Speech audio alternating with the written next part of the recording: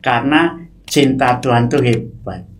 Ternyata cinta tidak memanjakan. Saya dicintai Tuhan lebih dari yang lain, maka waktu itu saya pamit mundur, Tuhan yes mundur, kau ku banting. Saya tidak kekurangan apapun kecuali kurang syukuran itu.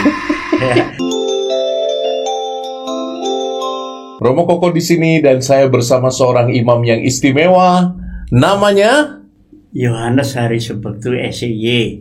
Romo Yohanes Hari Subekti SCY. Iya, Romo Hari, panggilan akrabnya, akan berbagi di ruang antar hati yang memang didesain bagi kita untuk mengenal spiritualitas Dehonian dengan lebih mendalam dalam narasi yang konkret dengan hidup orang-orang yang konkret. Romo sehat? Sehat walafiat.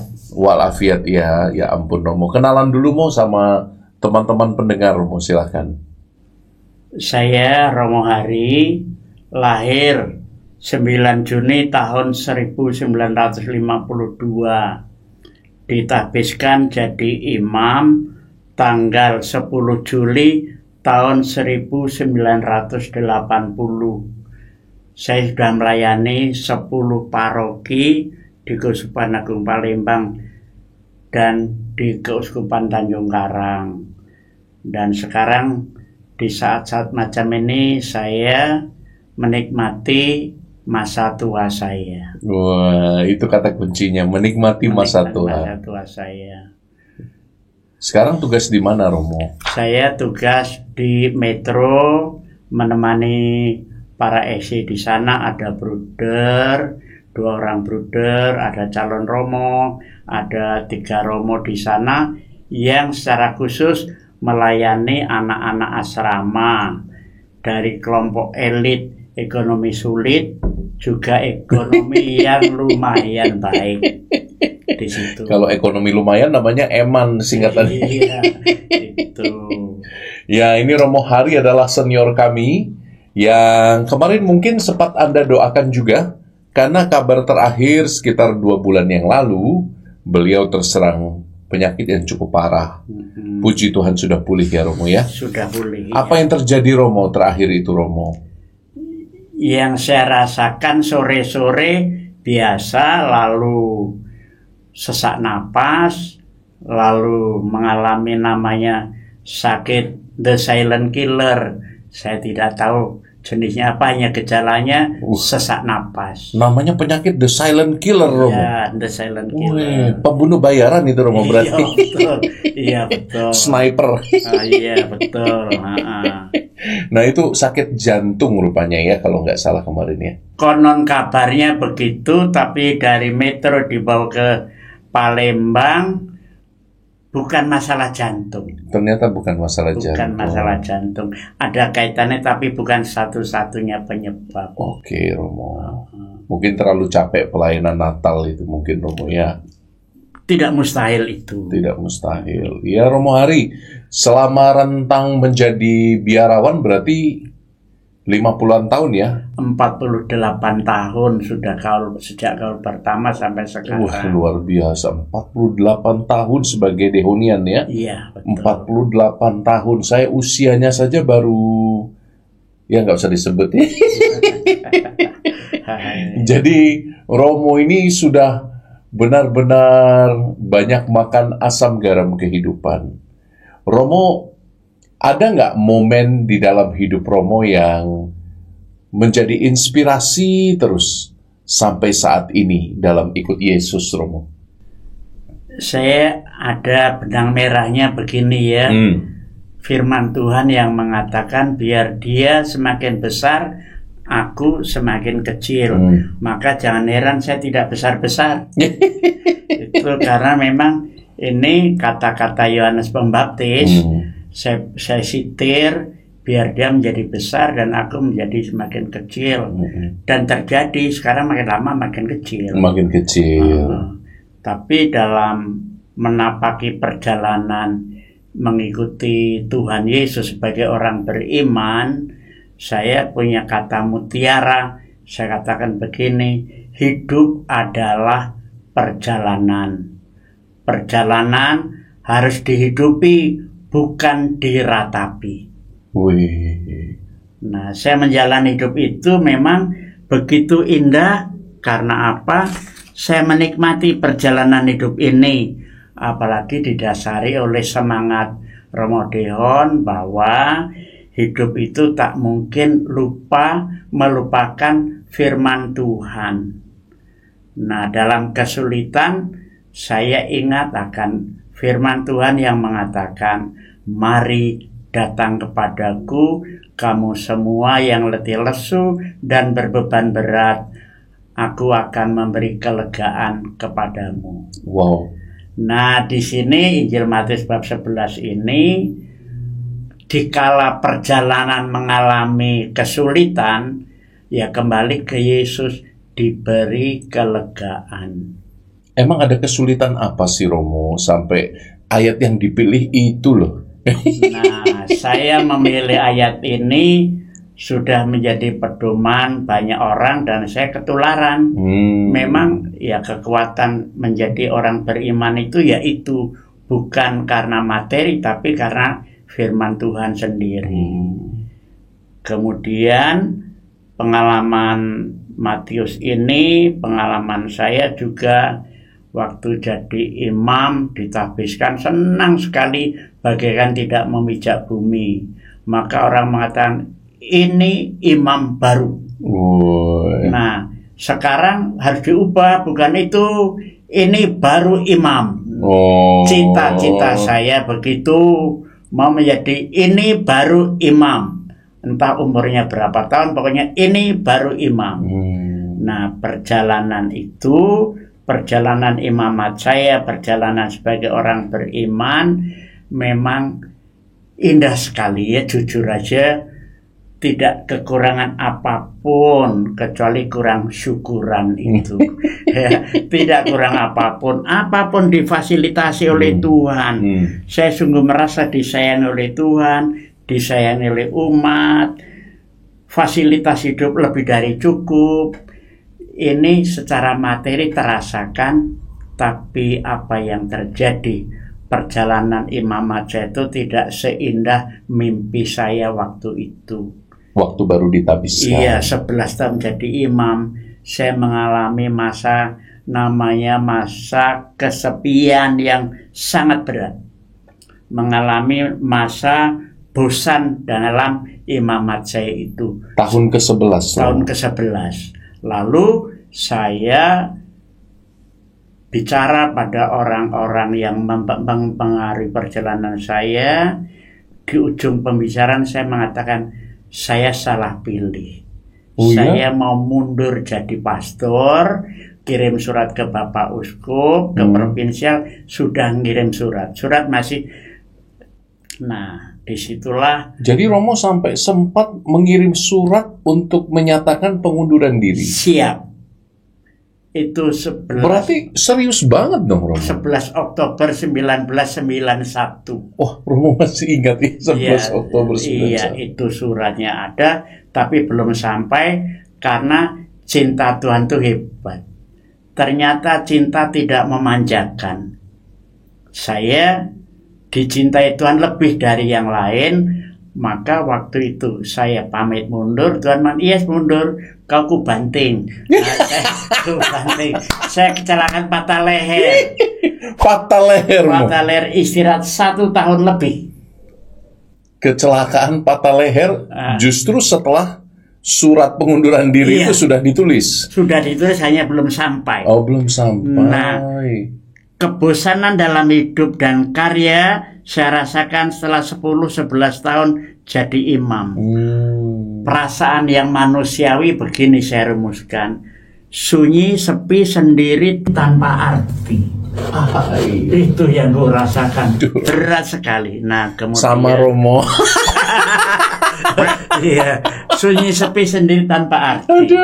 Kemudian saya punya rumusan yang istimewa. Tuhan mencintai saya, Tuhan menjawab apa yang saya keluhkan dengan cintanya. Ternyata cinta Tuhan tidak memanjakan saya.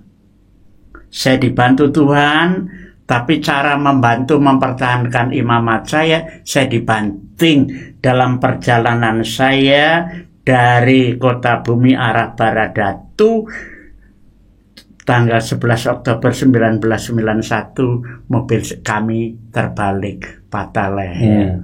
Nah, disitulah di Bukit Kemuning itu titik saya kembali ke imamat lagi. Waktu itu sudah resmi lewat pembimbing rohani mengundurkan diri. Ya ampun, nggak nyangka ya Romo ya. Nah, sampai di situ.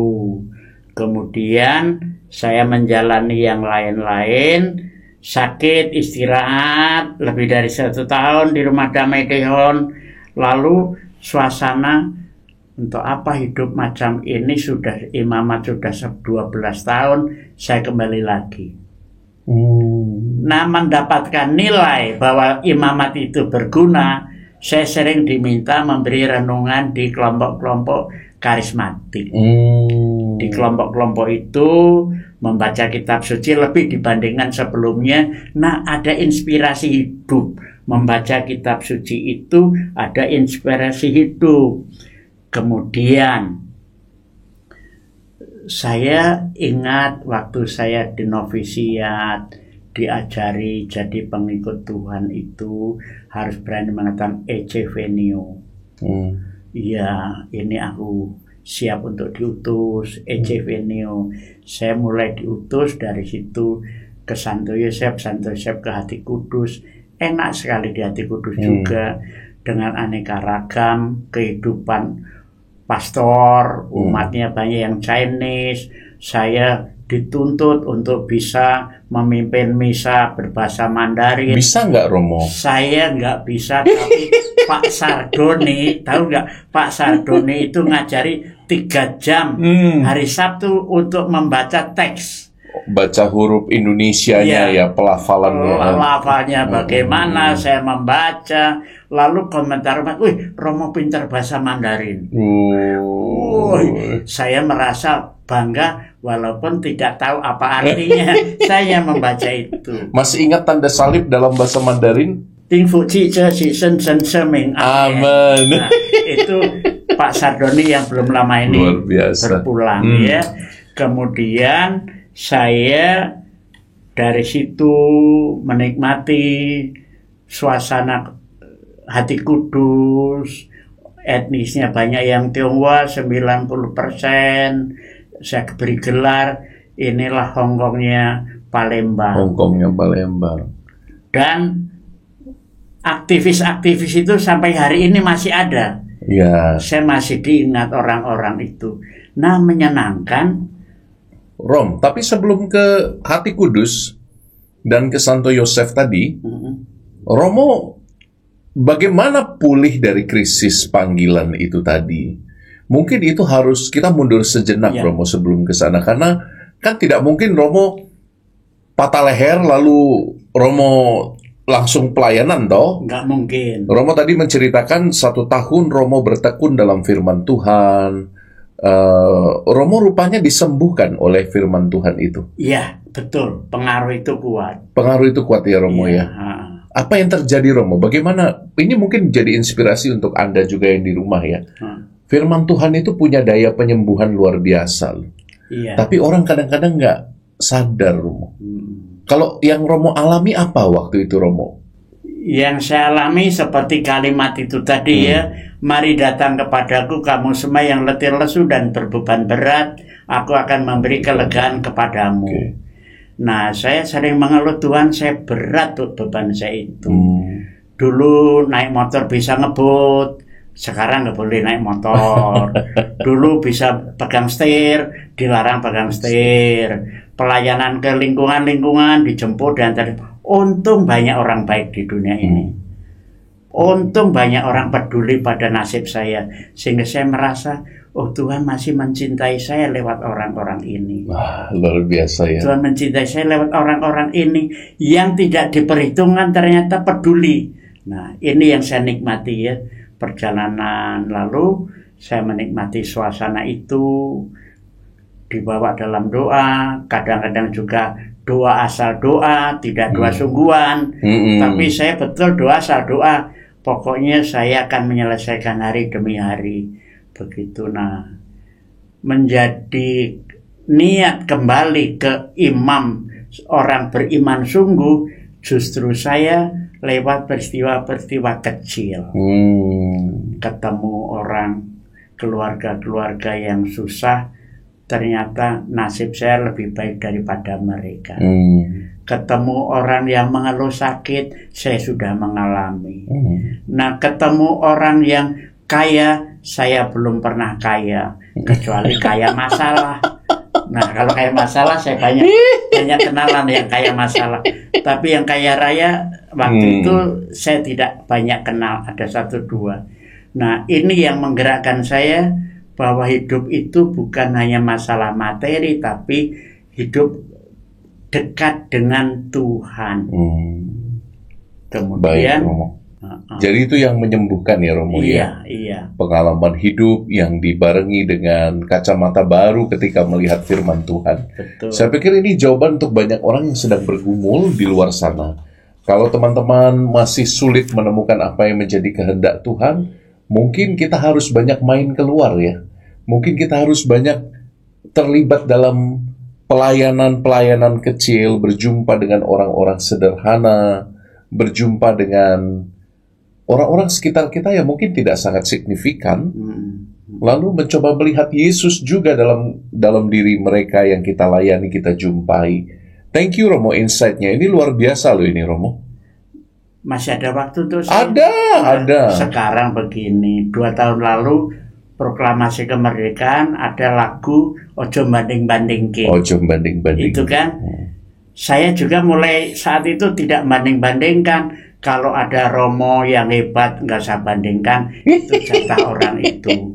Kalau saya hebat, memang hebat. Kadang-kadang gitu ya. tidak usah banding-bandingkan. Kalau main banding-bandingkan, kecewa dalam hidup. Nggak usah banding-bandingkan. Maka kalau ketemu orang, pasti setiap pribadi itu punya nilai plus.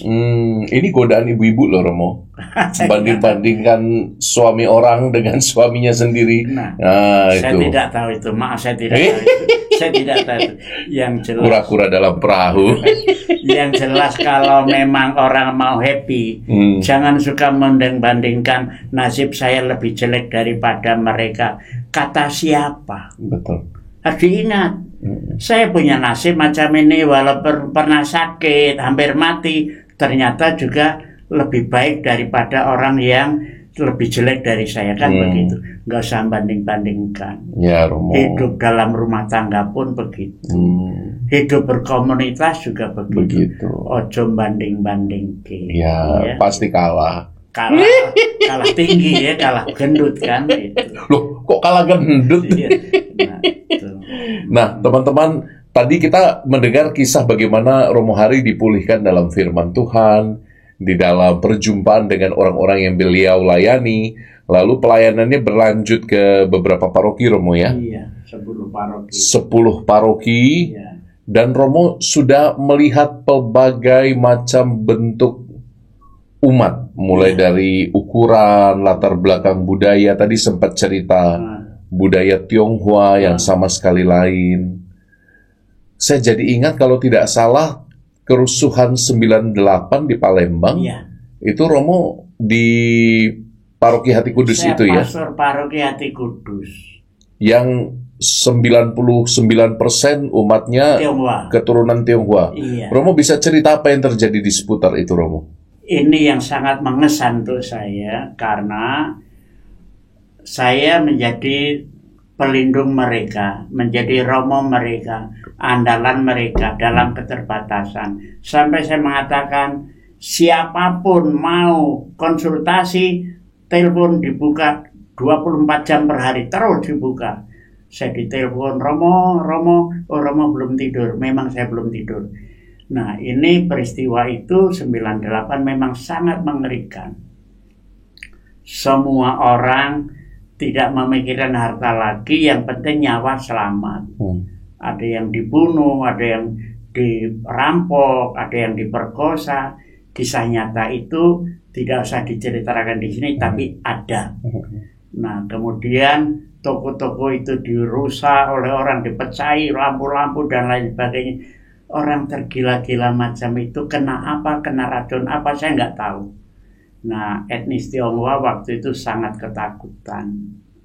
Tapi di antara yang ketakutan ada yang berani hartanya dijual jadi uang, orang itu merantau ke Singapura dan lain sebagainya. Maka banyak uang Indonesia disimpan di sana.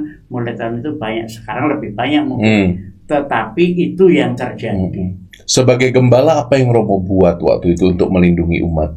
Selain konseling lewat telepon dan lain-lain. Konseling pertama mendoakan, kedua kontak dengan Monsinyur Aloysius Sudarso, lalu Monsinyur membuat komunio, persatuan orang-orang yang bercita-cita luhur menolong sesamanya, yang kena korban 98 itu didata banyak pihak. Waktu itu Romo Bambang yang sekarang almarhum itu yang serius mengumpulkan data-data itu, lengkap datanya. Nah, saya kalau ada rapat, mendengar informasi saya terima, tapi tidak semua informasi saya olah, saya berikan orang. Saya hanya bertanya, informasi ini ada gunanya enggak untuk umat? Jangan sampai tambah takut gara-gara informasi, saya tahan. Lalu kalau ada umat yang mengeluh rumahnya habis, isinya habis, gerakan yang lain, ayo kita partisipasi bantu orang itu. Orang umat Tionghoa itu solidarnya tinggi, solidaritasnya tinggi. Rumah habis dalam waktu singkat dibantu. Filsafat Tionghoa saya ketahui, kalau punya keluarga yang susah harus dibantu 3 kali. Kalau 3 kali nggak mau bangkit, biar jalan sendiri. Kalau bangkit harus. Nah, ini filsafat ini baik sekali. Saya orang Jawa, tapi filsafat Tionghoa begitu, harus membantu sesamanya. Saya tidak heran kalau sekarang orang Tionghoa punya daya tahan yang begitu kuat karena saling membantu. Mimpi saya di hati kudus bahwa umat itu bisa saling membantu. Tampaknya banyak orang kaya, yang miskin juga tidak sedikit. Itu mimpi saya waktu itu.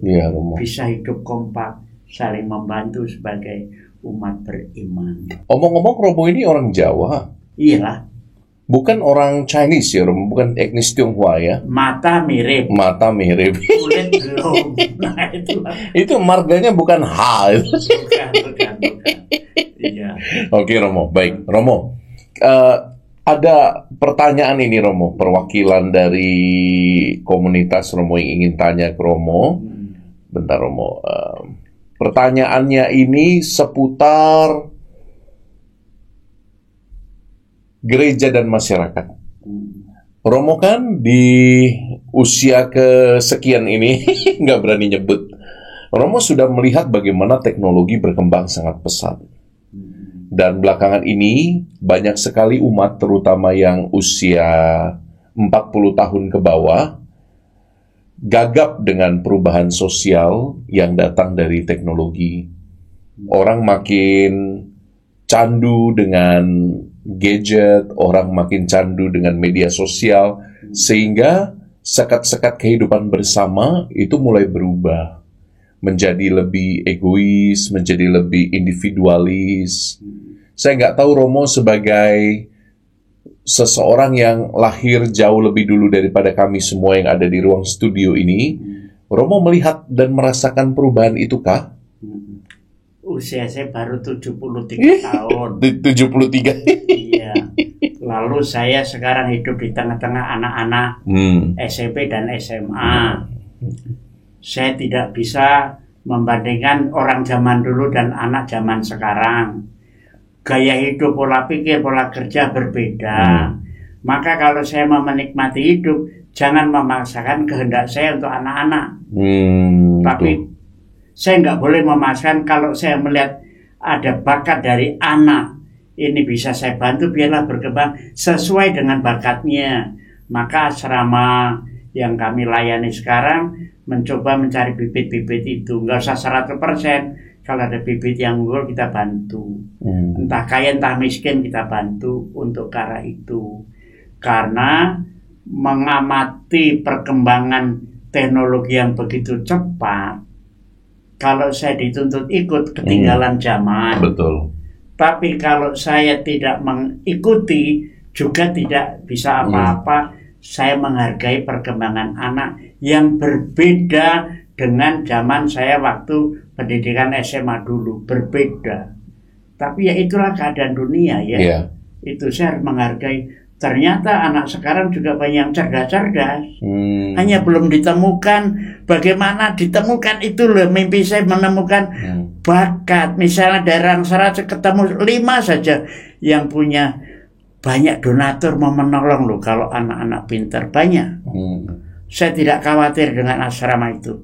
Kalau kita tertib, jujur, tahu bakat anak, saya percaya banyak orang mau menolong. Sekarang asrama tidak usah mengharapkan kelebihan dana, pas-pasan saja lumayan, tapi tetap jalan. Tuhan nggak kurang cara untuk menolong. Ya. Gitu. Romo, banyak orang tua stres dengan anak sekarang. Karena tadi mungkin Romo katakan ya, saya memakai pola asuh yang dulu untuk mendidik anak zaman sekarang yang nggak bisa lagi caranya seperti itu gitu ya Romo ya. Iya, nggak bisa. Makanya banyak orang tua sekarang stres melihat anaknya. Ada tips nggak Romo supaya bisa ngertiin anak itu gimana caranya? Caranya pertama, anak bukan sudah SMA baru jadi anak. Sejak kecil pun sudah anak, ya kan? Dalam kandungan pun katakan sudah anak. Pertama, anak jangan dimanjakan. Yang kedua, anak jangan dikendalikan seperti model militer harus begini. Ya kita beri kesempatan dia berkembang. Anak zaman sekarang nggak butuh panjang nasihat. Perlu pengertian bukan panjang nasihat. Yang keempat, anak itu sekarang pedomannya begini. Akulah tahu apa yang dikatakan mama. Terlalu banyak nasihat, nak bosan. Itu saja. Jadi memberi teladan mungkin lebih penting daripada saya duga itu. Memberi nasihat ya Romo ya. Bukan hanya saya duga, saya membacanya di situ. Oke. Lalu Romo, pertanyaan berikutnya, ada orang-orang yang sudah senior, yang sudah beruban seperti saya dan Romo, bahkan yang rambutnya rontok juga sudah banyak.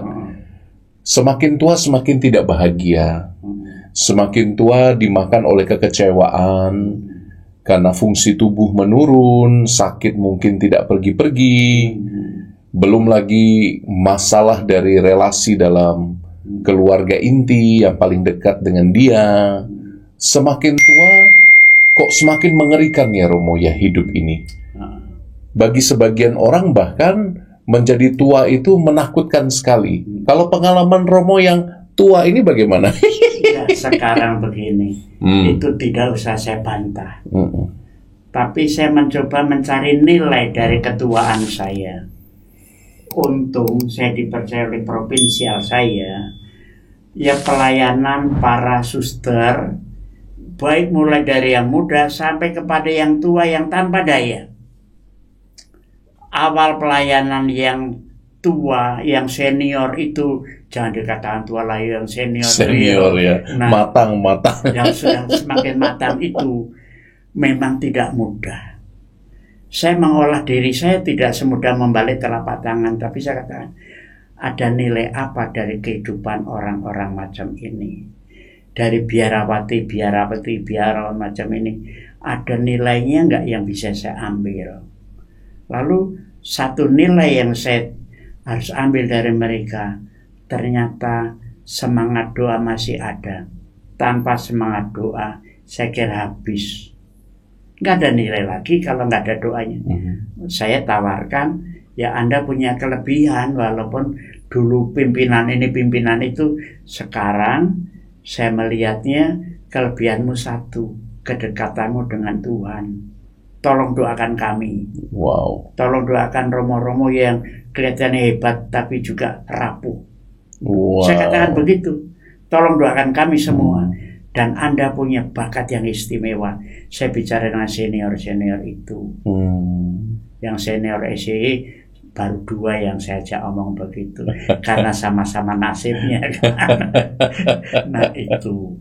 Romo, ada pesankah untuk para SCY yang masih muda, para dehonian yang melihat dan mendengarkan podcast ini?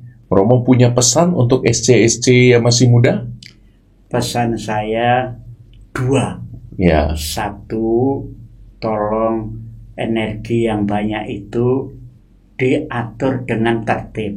1. Yang kedua, kita menjadi biarawan itu mau ikut Tuhan yang bekerja.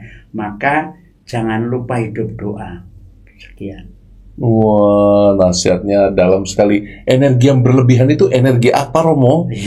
Ya seperti sekarang kalau lihat konfrater kita yang jadi misionaris di Kalimantan, di Papua, salut saya. Bukan main mereka ya. Tidak takut sakit, tidak takut itu. Begitu hebatnya. Naik kapal kecil, berhari-hari. Itu jagalah kesehatan. Kesehatan itu mahal. Bisa diomongkan, tapi juga susah kalau udah praktek macam ini. Memang kadang-kadang lupa merawat kesehatannya. Iya, betul. Termasuk seperti saya. Kadang-kadang lupa. Untung sekarang jadi pensiunan. Ya, gitu. Untuk para pensiunan, Romo, yang mungkin mendengarkan kita, para pensiunan, ibu-ibu, bapak-bapak awam yang sudah pensiun, Romo punya pesan apa terakhir? Kita senasib para pensiunan. Kalau punya anak cucu, jangan banyak dituntut, jangan dimanjakan. Amin. Udah, gitu aja. Romo, bahagiakah selama 48 tahun secara istimewa mengikuti Yesus dalam hidup membiara? Bahagiakah? Kesimpulannya? Yang bisa menjawab orang lain. Tapi lihat wajah saya kan masih kelihatan muda. Itu tanda-tanda orang bahagia. Oh gitu ya. Iya, tanda-tanda orang bahagia. Baik Romo, terima kasih banyak untuk percakapan kita. Dan terima kasih untuk pesan-pesannya Romo. Thank you juga untuk Anda yang sudah ikut dan mendengarkan Romo Hari. Romo Hari ini luar biasa. Bagi yang ingin minta doa beliau, Anda bisa menuliskan di kolom komentar. Apa intensi, apa ujub doa Anda. Nanti secara berkala kita berikan pada Romo Hari. Karena beliau sangat rajin berdoa. Jadi kami kirimkan, kok kadang-kadang, kami kirimkan pada Romo Hari intensi doa Anda secara berkala. Mulai dari bulan ini sampai bulan depan. Jadi, ini kesempatan bagus untuk minta doa pada Romo Hari. Nanti akan kami kirimkan, ya. Itu aja Romo. Terima kasih banyak. Kita tutup dengan doa. Ya. Nanti Romo memberi berkat ya. Oke. Dalam nama Bapa dan Putra dan Roh Kudus. Amin. Bapa Maha Rahim, kami bersyukur karena penyertaan-Mu nyata dalam percakapan rohani di ruang digital ini. Kami mohon semoga inspirasi baik dari sahabat-Mu, Romo Hari Subekti, SCY, membantu kami untuk menata hidup dengan lebih maksimal. Untuk memaknai salib kami bukan sebagai sesuatu yang harus dilawan. Untuk menghadapi krisis bukan sebagai sesuatu yang harus dihindari, tetapi dihadapi di dalam Yesus. Dan semoga kekuatan Tuhan Yesus menyertai langkah hidup kami hari ini, langkah hidup kami besok di depan, dan semoga kami mampu memaknai hidup dengan penuh kasih, penuh sukacita. Ajari kami untuk tidak takut pada masa tua kami. Kami yakin bila kami berserah di dalam Engkau, selalu ada kesempatan menjadi bahagia setua apapun kami. Terima kasih Tuhan, berkati kami semua melalui tangan hamba-Mu Romo Hari Subekti. Tuhan sertamu. Dan sertamu juga, saudara pribadi lepas pribadi, dan keluargamu, serta orang-orang yang kita doakan, diberkati oleh Allah yang Maha Kuasa, Bapa dan Putra dan Roh Kudus. Amin. hati Yesus yang lemah lembut dan rendah hati, jadikanlah hati kami seperti hatimu. Terima kasih semuanya. Bye, Romo Hari. Nah, jangan lupa like and subscribe. Bye.